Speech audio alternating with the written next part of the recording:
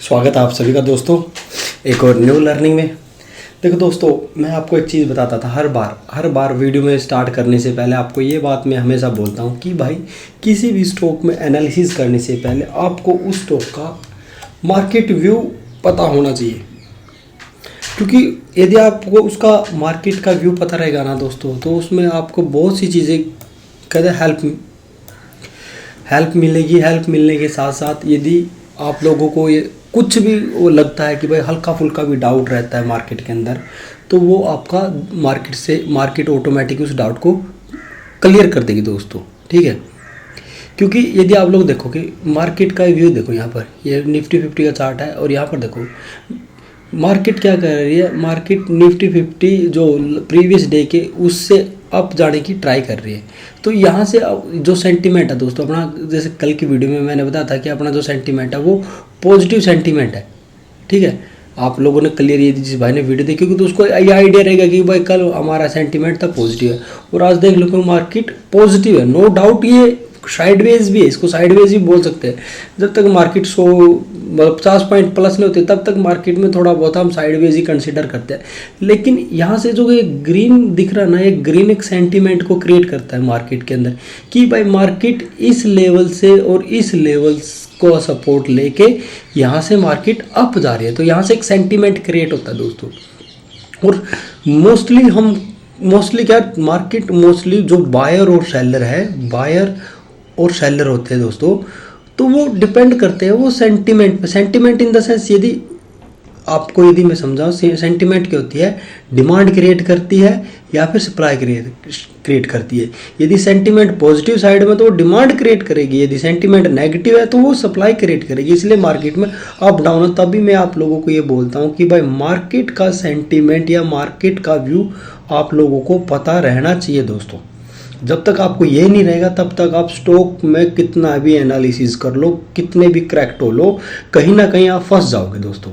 ठीक है, कहीं ना कहीं आपको लगेगा कि भाई हाँ इसकी वजह से मार्केट में हल्का फुल्का डाउन है।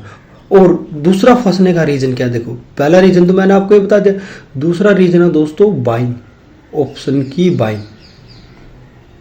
यदि आप ऑप्शन को बाय कर रहे हो ना, और यदि आप यहाँ पर गलती से भी गलत हो गई, समझ रहे हो, आपने सोचा अप साइड का मोमेंटम या फिर जो आपने सोचा डाउन साइड का, और वो आपके यहाँ अगेंस्ट की बजाय यहाँ से वो साइडवेज होगी, तो यहाँ से क्या होगा दोस्तों, यहाँ से आपका जो प्रीमियम का वो डीके स्टार्ट हो जाएगा। इस बात को कभी मत बोलना। तभी मैं आप लोगों को बोलता हूँ कि भाई ऑप्शन की सेलिंग पे फोकस करो दोस्तों। सेलिंग पे फोकस करोगे तभी आप लोग ये रहेगा कि हाँ इन केस मार्केट आपके फेवर में नहीं जाने की बजाय साइडवेज होगी तो जो प्रीमियम का डीके होगा दोस्तों वो आपके फेवर में रहेगा। क्योंकि प्रीमियम का डीके हमेशा मार्केट का जो थीटा डीके होता है, ठीक है, जो थीटा डीके होगा वो आपको मिलेगा, नो डाउट। और इसी के बेस पे यदि आप लोग ये सोच रहे हो कि भाई आप 10K कैपिटल से 50K बनाना चाहते हो या फिर 1 लाख बनाना चाहते हो, कहने का मतलब आप इसको 5x या 10x करना चाहते हो ना, तो दोस्तों प्लीज़ इसको भूल जाओ, इस कैपिटल को 2-3 दिन बाद भूल जाओ। हाँ, यदि आप इस कैपिटल से ये बढ़ाना चाहते हो, ये पॉसिबल है, इसका यूज़ करके आप ये बना सकते हो, नो डाउट, वो इसके द्वारा है दोस्तों। और यदि आपको हेल्प चाहिए, आपको इसके रिगार्डिंग कुछ भी नॉलेज है ना दोस्तों, आपको बस जस्ट फॉर 6 मंथ आपको मेरे साथ जुड़ना, ओनली 6 मंथ। 6 महीने बाद आप खुद बोलोगे I am a independent trader, option seller. ठीक है, तो बस जस्ट आपको मेरे साथ 6 महीने काम करना पड़ेगा। 6 महीने काम करो तो आपको कंप्लीटली आइडिया हो जाएगा कि आपको क्या करना क्या नहीं करना। ठीक है, और आपकी जो हमारी जो मिनिमम फीस है दोस्तों वो तो आपको पे करनी पड़ेगी। ये आप हमारी मिनिमम फीस है दोस्तों। तो प्लीज़ एक बार आओ, देखो, बात करो, फिर हम आगे कंक्लूजन पे जाए।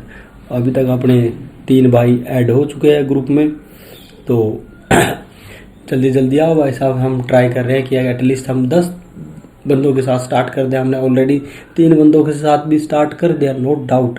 आप उनसे रिव्यू भी ले सकते हो। मैं आपको टाइम दूंगा, जो जो भाई ज्वाइन करेंगे उनसे आप लोग ऑलरेडी रिव्यू ले सकते हो। आपको लगता है कि भाई आप मेरे टेलीग्राम चैनल को चेकआउट कर सकते हो। आपको ऑप्शन बाइंग की कॉल कहीं नहीं मिलेगी, आपको ओनली सेलिंग की कॉल मिलेगी। नो प्रॉब्लम दोस्तों, आप लोगों ने कितना गेन किया कितना लूज किया नो मैटर, बस जस्ट आपका जो कैपिटल साइज है कम से कम भी 2 लाख नहीं तो 1.5 लाख तो होना चाहिए दोस्तों। यदि आपका इतना कैपिटल होगा तो दोस्तों ऑप्शन सेलिंग की एक लोट के साथ आओ, एक बार सीखो दोस्तों, सीखने पे इन्वेस्ट करो भाई।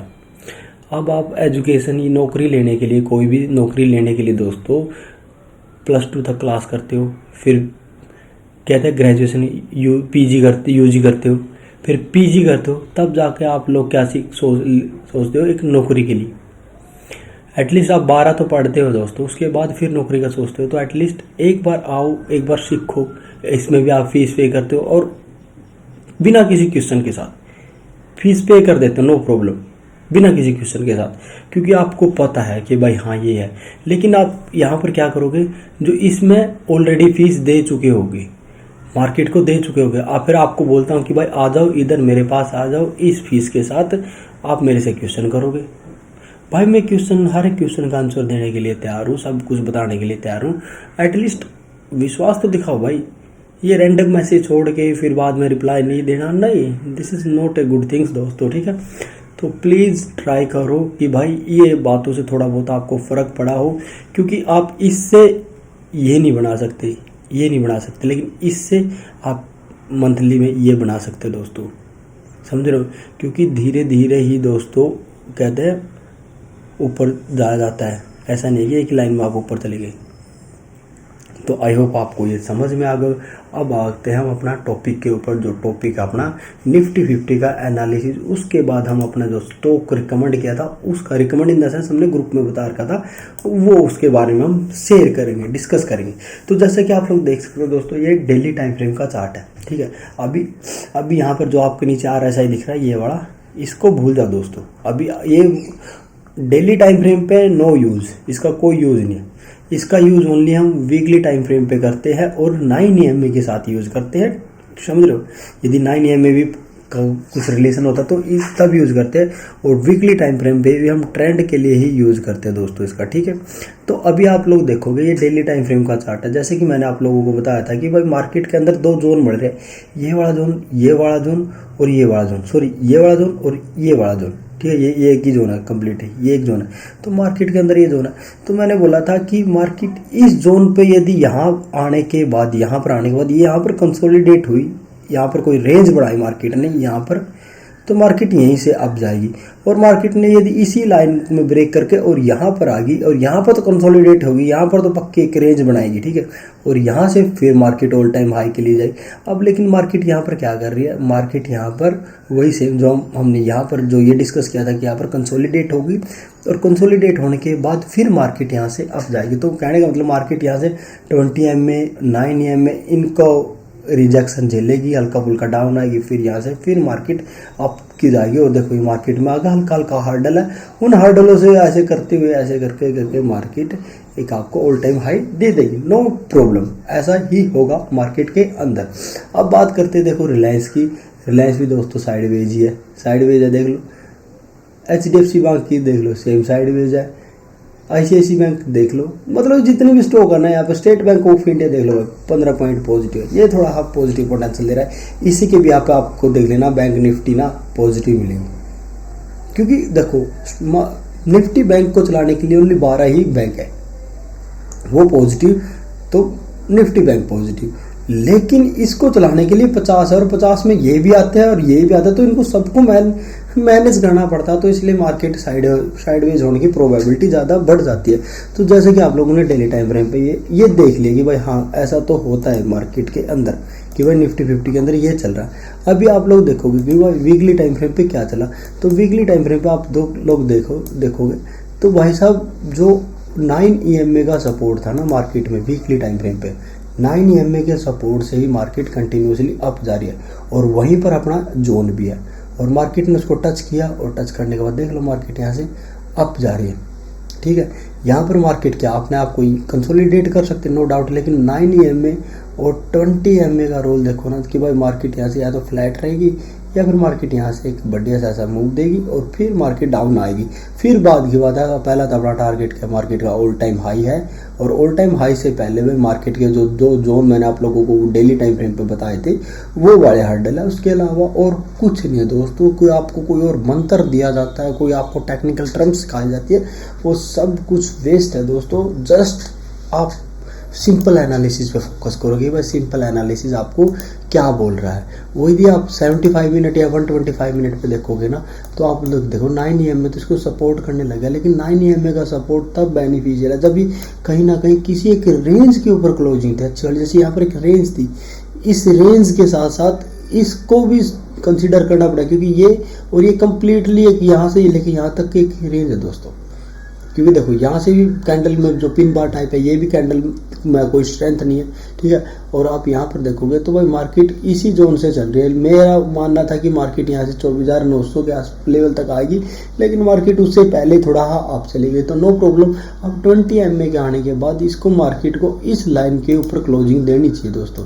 इसके ऊपर ऐसे क्लोजिंग देगी। देखो यदि आप बात करोगे ना क्लियरली, यदि मैं आपको एक बात बताऊं तो यहाँ से आप लोग देखोगे यहाँ से 20 EMA और कितना 25,300 मतलब 25,400 लगा लो दोस्तों, 25,400 यहाँ से।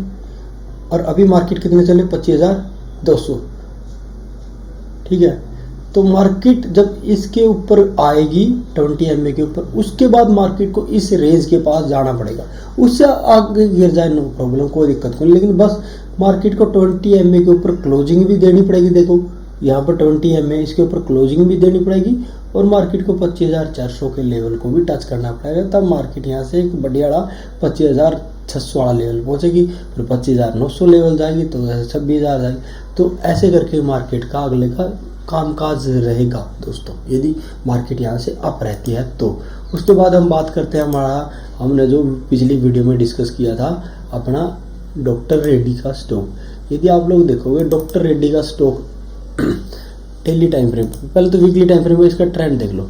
ट्रेंड देखो भाई, इसका ट्रेंड मिनिमम यही इतना ही रहता है, कितना ये 45 34, मतलब कहने का मतलब 40 से अब ही रहता है। मतलब ये देखो 39 है तो 40 के आसपास ही है। कभी कभार हल्का फुल्का डाउन आता है, लेकिन वो इतना मैनेज नहीं, 1-2 दिन में मैनेज हो जाता है, ठीक है। लेकिन ज़्यादा क्या रहता है दोस्तों, ज़्यादा आप देख सकते हो कि भाई इसका 37 मान लो यार, 37 या 34, ठीक है। तो यहाँ से एक सेकंड रुक जाओ दोस्तों,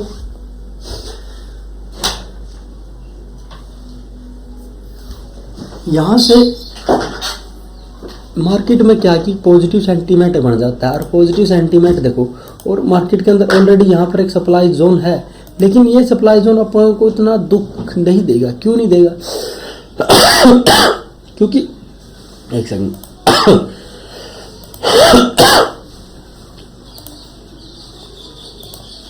और यहाँ से मैंने अपने ग्रुप में कॉल भी दे दी ऑलरेडी कि भाई आप यहाँ से इसको शॉर्ट कर सकते हो, नो डाउट आप यहाँ से इसको शॉर्ट कर सकते हो। मैं कह रहा हूँ ना कि भाई यदि इस स्टॉक का एनालिसिस किया है ना, तो एनालिसिस करने का मोटिव बस यही था कि भाई जस्ट मेरे को बस इस पे डाउट था, इन चीज़ों पे, कि भाई ये स्ट्रेंथ देंगे कि नहीं। वीकली टाइम फ्रेम में बहुत अच्छी स्ट्रेंथ है इसकी, लेकिन डेली टाइम फ्रेम में कैंडल बहुत ज़्यादा कहते हैं ना थोड़ी बोरिंग टाइप या फिर गार्बेज टाइप है। लेकिन यहाँ पर देखो, यहाँ पर भी सेम ऐसे ही बना रहा है। तो कहने का मतलब कि यदि यहाँ पर ऐसा बनाएगा ना तो इस लेवल तक मार्केट इजीली चला जाएगा और तब तक अपनी एक्सपायरी आ जाएगी दोस्तों। और एक्सपायरी तक तो प्रीमियम का बहुत ज़्यादा डिके होना स्टार्ट हो जाएगा दोस्तों। तो आई होप आप लोगों को इस स्टॉक का भी एनालिसिस समझ में आ गया। और जिस भाई को लगता है कि भाई मैंने बहुत बंदों को पैसे दिए हैं और लॉस हुआ है, तो भाई उसको लगेगा ही। लेकिन आपको एक बार विश्वास करना पड़ेगा। इतना बड़ा यूट्यूबर भी नहीं है कि आप लोगों को हर चीज़ को प्रूव करके दिखा सकता हूँ। मेरा एक यूट्यूब चैनल है, मेरा एक ट्रेडिंग अकाउंट है, बस यही है मेरे पास, और कुछ नहीं है दोस्तों। उसके अलावा यदि आपको कुछ और जानना पहचानना तो भाई मैं कुछ कर नहीं सकता। लेकिन इसके जितना यदि आप लोगों इसमें जितना भी हो सकता है मैं आप लोगों की हेल्प करूँगा। और यदि आपको लगता है कि भाई ये चीज़ जेन्युइन है तो प्लीज़ ये पे करो। और मैं आपको विश्वास दिलाता हूँ दोस्तों, यदि आने वाले टाइम में यदि ये फीस इस हो जाएगी, इस फीस को नीचे नहीं आऊँगा भाई साहब। यदि किसी को ज्वाइन होना तो हो जाओ, इस फीस से नीचे नहीं आएंगे। फिर ये भी होगा, और यदि इसका भी रहा तो ये भी देगा, भाई लोग देंगे भी। आई होप आप लोगों को मेरी वीडियो समझ में आ गई होगी। समझ में आ गई तो प्लीज़ वीडियो को लाइक करना, चैनल को सब्सक्राइब करना। Thank you so much. मिलते हैं नेक्स्ट वीडियो में, तब तक के लिए बाय बाय, टेक केयर।